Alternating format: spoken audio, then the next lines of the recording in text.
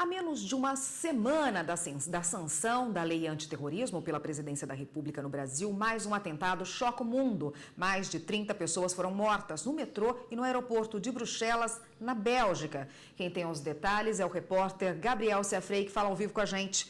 Boa tarde, Gabriel. Como está a situação no momento na capital da Bélgica? Boa tarde, Érica. Boa tarde a todos. A situação é de alerta máximo em todo o país. Os atentados ocorreram por volta das 8h15 da manhã, no horário da Bélgica, e 4h15 da manhã, no horário de Brasília. O governo da Bélgica já confirmou que pelo menos uma das explosões foi provocada por um homem-bomba. Por causa das explosões, o país está em estado de alerta máximo, como eu disse. Os atentados ocorrem 4 dias após um dos terroristas que lideraram os atentados de Paris em novembro do ano passado ter sido preso pela polícia belga. Até agora, nenhum grupo assumiu a autoria dos atentados. O Consulado-Geral do Brasil em Bruxelas está atendendo brasileiros que queiram saber informações sobre familiares e também amigos. Vamos ao telefone. O telefone do consulado é o 3247-8941. 8949-107. O e-mail é consulado.bruxelas@itamaraty.gov.br. E falando de atentado terrorismo, né, Érica? Na semana passada entrou em vigor aqui no Brasil uma lei que combate o terrorismo. Além disso, ela também define o que é uma organização criminosa e os métodos de combate e investigação. O Brasil era um dos poucos países que ainda não tinha uma legislação antiterrorismo. Um dos objetivos da nova lei é garantir a segurança de atletas e espectadores nas Olimpíadas do Rio de Janeiro.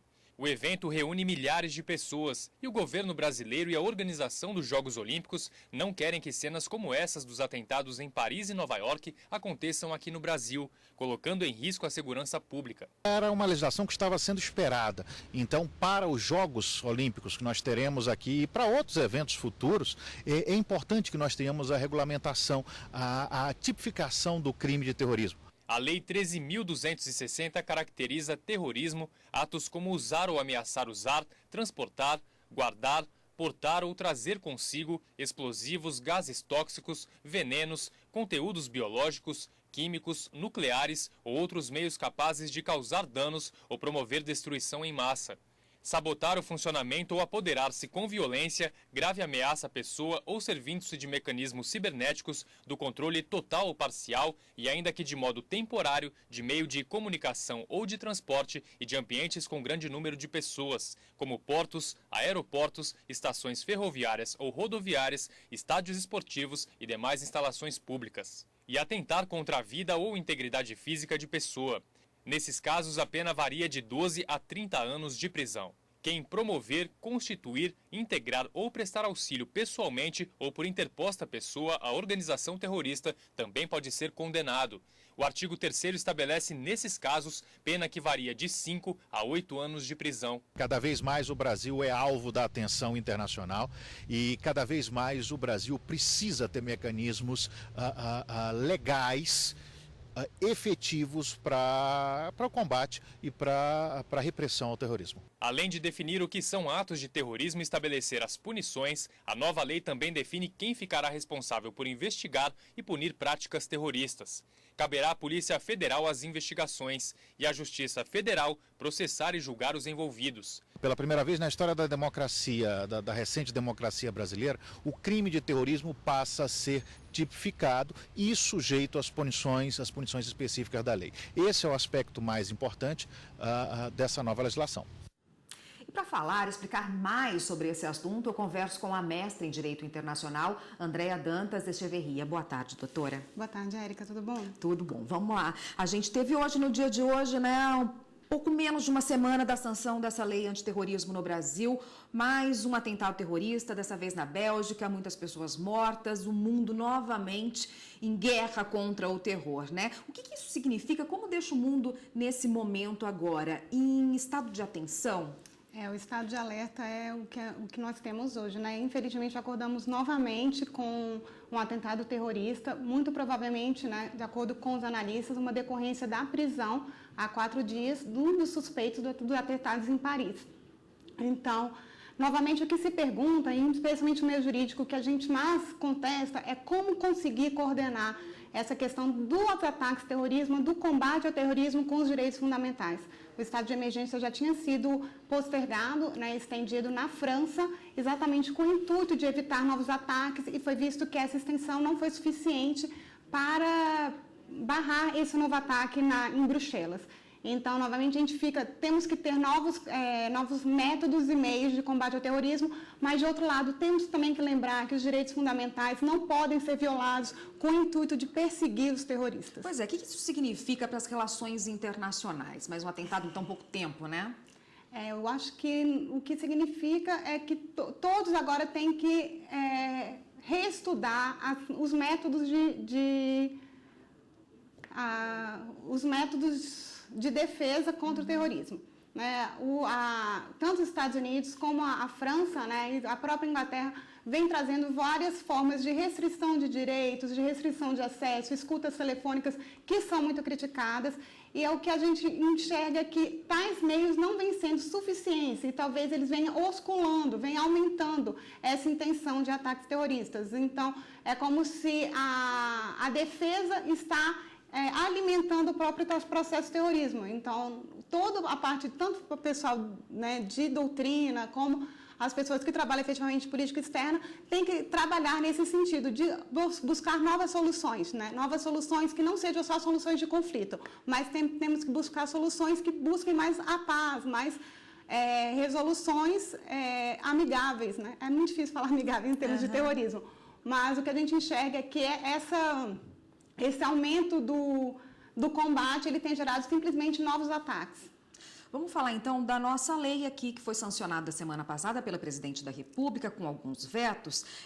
O que ela representa nesse momento, né? A gente viu aí a reportagem do Gabriel, que explica alguns itens da lei.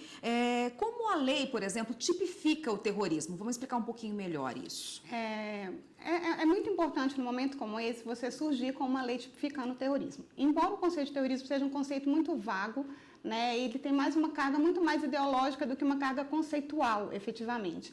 Então, mas ao mesmo tempo, você transmite uma mensagem de que o país está preocupado com o terrorismo, está buscando combater o terrorismo. Isso é muito importante, principalmente às vésperas de um evento internacional como as Olimpíadas. Uma grande novidade, na verdade, né, digamos assim, da lei, na verdade, o intuito do cometimento do ato. Praticamente todos os atos prescritos na lei, eles já haviam previstos em outras tipificações penais. Só que agora você tem essa finalidade de causar expor a perigo a pessoa, patrimônio, paz ou pública a perigo, né? É temor social e generalizado. Então, é esse temor generalizado, essa finalidade do ato que iria caracterizar o ato terrorista como tal e deixar de ser um crime comum de ataque ao patrimônio, né, de próprio homicídio e transformar num ato terrorismo. Esse é um elemento essencial da lei, essa finalidade do temor social.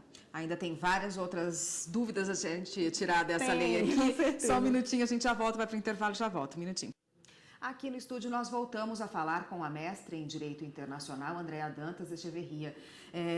Doutora, você falou já como a lei tipifica o terrorismo, né? E algumas partes foram vetadas, né? Quais foram essas partes da lei? Pois é, na verdade havia até um clamor por um veto integral, mas a presidência optou em vetar os dispositivos mais controversos que poderiam gerar uma criminalização de movimentos sociais e de atos sociais e não necessariamente de terrorismo, né?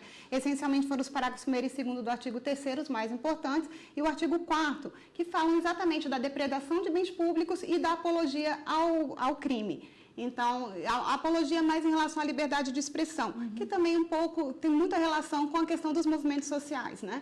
Com movimentos sociais, com as manifestações nas ruas. Então, o objetivo do veto, ele foi muito de impedir que a lei seja aplicada a esses movimentos sociais, embora a própria lei diga no parágrafo 2º do artigo 2º que os movimentos sociais não se enquadram na lei. Ainda assim, foi interessante tirar essas tipificações mais abertas para evitar qualquer problema. Qual cuidado se deve ter, então, na hora de você usar essa lei, tipificar o terrorismo e diferenciar de um outro crime que já era tipificado aí, que pode ser semelhante? Esse é o grande problema do terrorismo, não só da lei aqui no Brasil. Né? O problema é que o terrorismo ele tem que ter um tipo um pouco aberto, porque, na verdade, é como se o terrorismo ele fosse método e não uma ação específica. É um método utilizado por várias ações que são tipificadas penalmente para atingir um objetivo, que normalmente é o de temor social, de ameaça a algum governo, a algum Estado, ou até mesmo, digamos assim, a uma ideologia, que seria a ideologia ocidental, nesses casos da Europa e dos Estados Unidos. Então, o que a gente tem que observar, essencialmente, é se existe efetivamente essa finalidade, essa intuição. É complicado? É. Por isso que até hoje não foi estabelecida uma convenção abrangente. O projeto para uma convenção abrangente no direito internacional vem sendo feito há muito tempo, especificamente desde 2005, e não consegue se fechar um consenso sobre o conceito, porque o conceito ele precisa ser aberto. E na medida que é um conceito aberto, você abre o perigo de que vários atos que não sejam terrorismo sejam ali tipificados. Né? Claro que essas lacunas de interpretação vão ser depois fechadas no judiciário, nas decisões e nos julgamentos.